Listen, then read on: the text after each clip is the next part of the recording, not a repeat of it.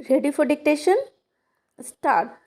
सोमवार को कलकत्ता में तृणमूल कांग्रेस की मुखिया ममता बनर्जी और फिर लखनऊ में समाजवादी पार्टी के अध्यक्ष अखिलेश यादव से नीतीश कुमार की मुलाकात के बाद ममता व अखिलेश ने जो कुछ कहा उसके गहरे निहितार्थ हैं। ममता ने जहां विपक्षी महागठबंधन की राह में किसी प्रकार से अहंग के टकराव की आशंका को नकारा, तो वहीं सपा प्रमुख ने भी देशहित की दुहाई देते हुए विपक्षी एकता को जरूरी बताया। उधर तेलंगाना की सत्तारूढ़ भारत राष्ट्र समिति BRS ने भी कांग्रेस की सदारत में किसी राष्ट्रीय गठजोड़ में शामिल होने को लेकर अपने रुख में नरमी के संकेत दिए हैं। हालांकि अब तक वह एक गैर भाजपा गैर कांग्रेसी तीसरे मोर्चे की वकालत करती रही है।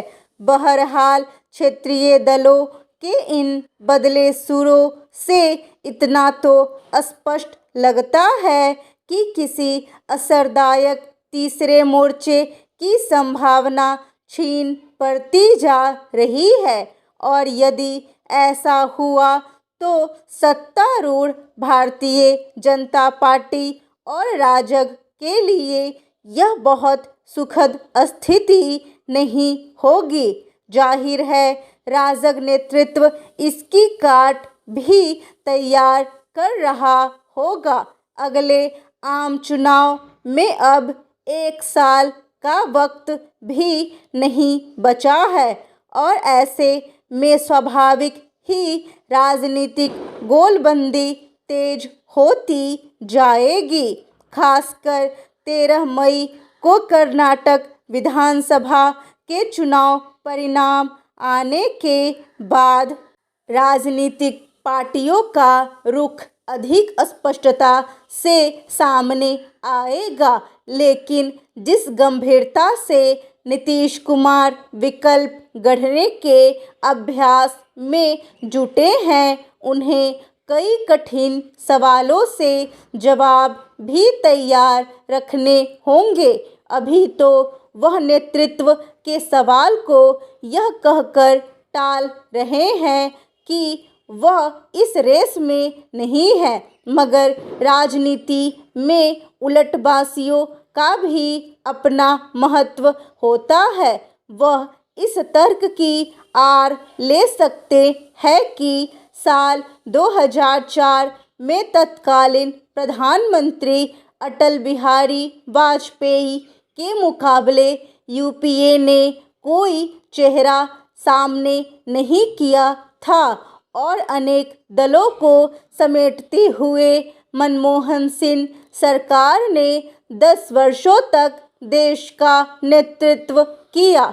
मगर इस तथ्य की अनदेखी भी नहीं की जा सकती कि डॉक्टर सिंह लोकसभा में सबसे बड़े दल के नेता चुने गए थे, और उनके पीछे उनकी पार्टी पूरी मजबूती से खड़ी रही थी। फिर पिछले 1 दशक में व्यक्ति केंद्रित राजनीति की जड़ें जिस तरह से जमती गई है, क्या उसमें नेतृत्व के प्रश्न पर मतदाताओं को ऊहापोह में रखकर वांछित परिणाम पाया जा सकता है? विपक्षी पार्टियों को इसका माकूल जवाब ढूंढना ही होगा। निसंदेह विपक्षी दलों के पास मुद्दों की कमी नहीं। महंगाई, बेरोजगारी, बढ़ती आर्थिक असमानता, सामाजिक न्याय जैसे कई मुद्दे हैं जो सीधे जन सरोकार से जुड़े हैं, और मतदाताओं के एक बड़े समूह में अपील भी रखते हैं।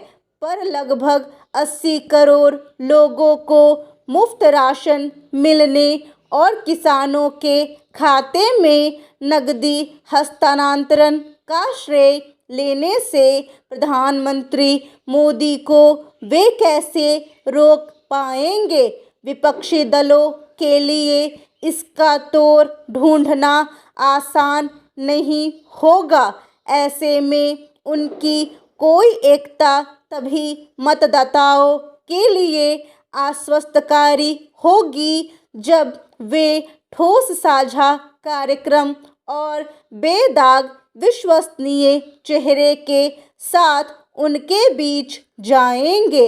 इससे कौन इनकार करेगा कि लोकतंत्र के सफल संचालन के लिए विपक्ष का मजबूत होना बहुत जरूरी होता है। लेकिन लाख टके का सवाल यही है कि क्या देश की विपक्षी पार्टियां विकल्प गढ़ने को लेकर प्रतिबद्ध है या वे महज तात्कालिक मजबूरी में एक दूसरे का हाथ थामने की उत्सुकता दिखा रही है।